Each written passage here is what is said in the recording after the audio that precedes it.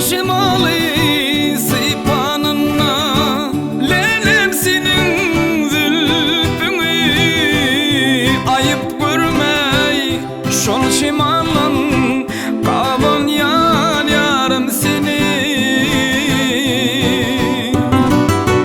öküynün yapışıp dur sıypap senin bilini ayıp görmey şol köynükten kavan yan yarım seni öküynün yapışıp dur sıypap senin bilini ayıp görmey şol köynükten kavan yan yarım seni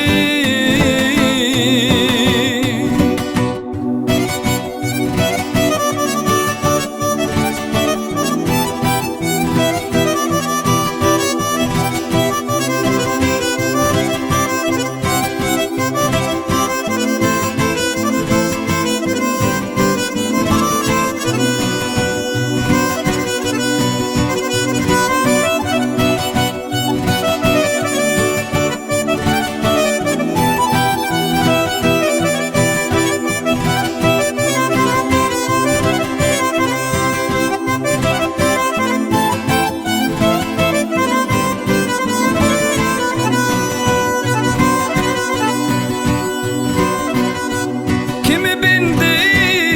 etti senin lelem kalım kaşların 16'dır 17'dir ayda bilmin yaşların ayna karap taranımda imay bilin saçlarım ayıp görmey şol darıktan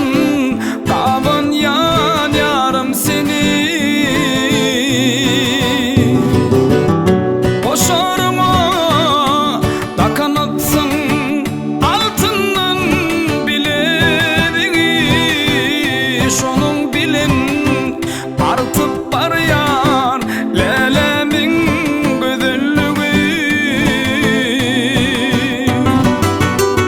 İnkicicik parmağına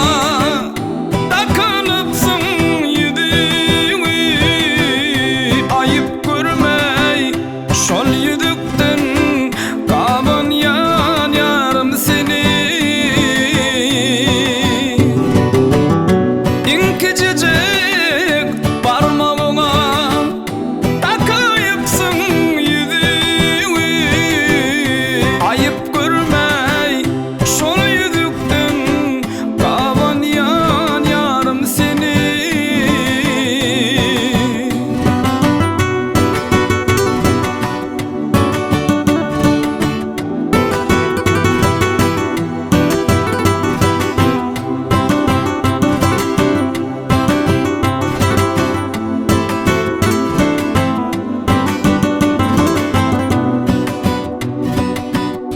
Gece çıksın aşık sana tevbe ayın şöhlesininin aşık olmayın men kimi kıylın zöhresi ehli malım seninkidir sen aşığın maşuğu gündüz gündün gece aydın kavan yan yarım seni ehli malım seninkidir sen aşığın maşuğu gündüz gündün gece aydın kavan yan yarım seni ayıp